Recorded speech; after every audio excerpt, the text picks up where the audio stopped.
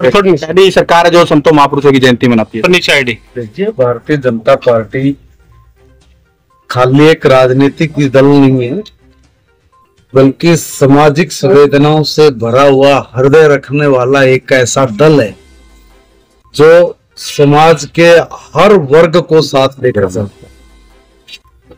इसी कड़ी में हमारी सरकार जितने भी इस देश के महापुरुष हैं, जिनसे हमें प्रेरणा मिलती है, जिनके जीवन से आगे बढ़ने के रास्ते खुलते हैं, जिन्होंने जीवन में ऐसा कुछ किया है जो हमारे लिए प्रेरणा के स्रोत है, जो इतिहास लिख गए, ऐसे लोगों के जन्म जयंती बनाना, ऐसे लोगों के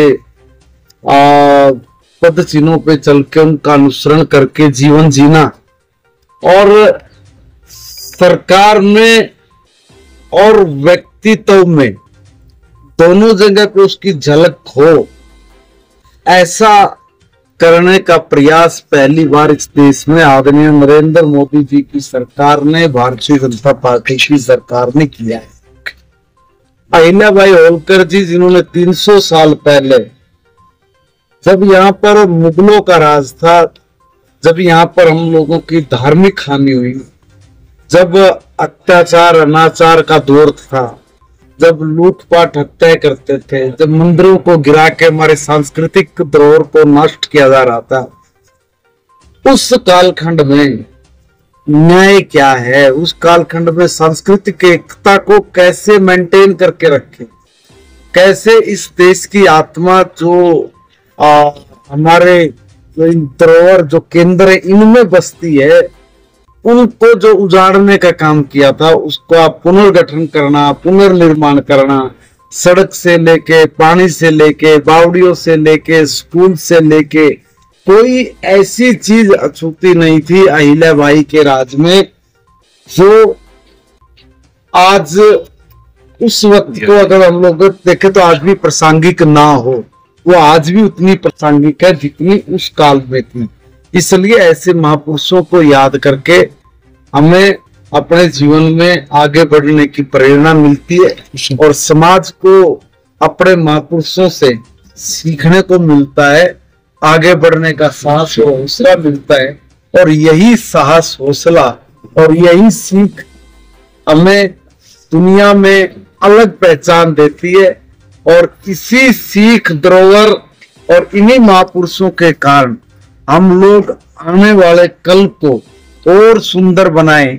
और हमने कहा भी है कि हम ऐसे महापुरुषों से सीख कर ही, उनके पद चिन्हों पे चलकर ही 2047 तक भारत को दुनिया का सबसे ताकतवर देश बनाएंगे।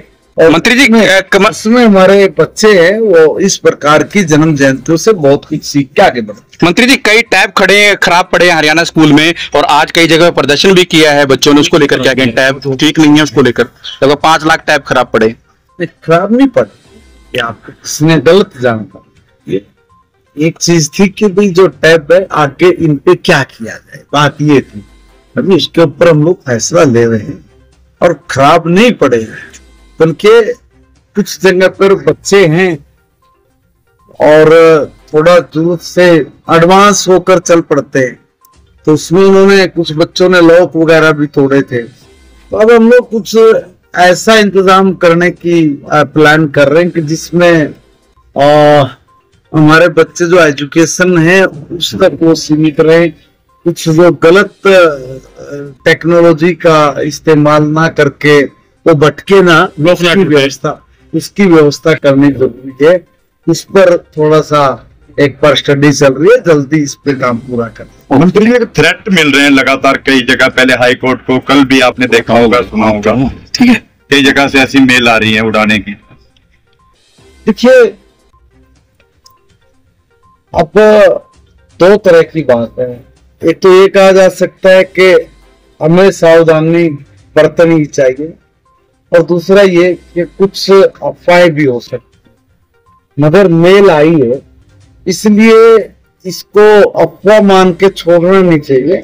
इस पर कड़ाई से एक्शन लेने की जरूरत है, उस पर निगाह रखकर अपने कदम बढ़ाने की प्रशासन को जरूरत है। तो जो ये कुछ एंगल तो निकल के आया नहीं है कि भी किस एंगल से वो धमकी कहां से मिली है। वो चीजें सामने आए तो कुछ कहा भी जाए कि भी इस पर कुछ किया जा सकता है। ओके, मगर जिन भी लोगों ने इस तरह की शरारत की, अंततोगत्वा आज का जो आईटी का युग है इसमें कुछ छुपेगा नहीं, पकड़ में तो ये आएंगे ही। जब पकड़ में आएंगे तो बचेंगे। Okay, thank you sir, thank you.